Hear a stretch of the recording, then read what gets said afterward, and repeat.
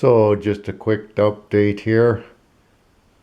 The gas tank has been boiled out, relined, and the outlet has been soldered in. The frame has been painted. The fork has been straightened. The wheels have new inner tubes, and those have been cleaned up.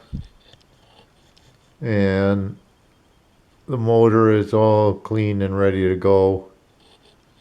And now it's just a matter of getting the final parts together and doing the assembly.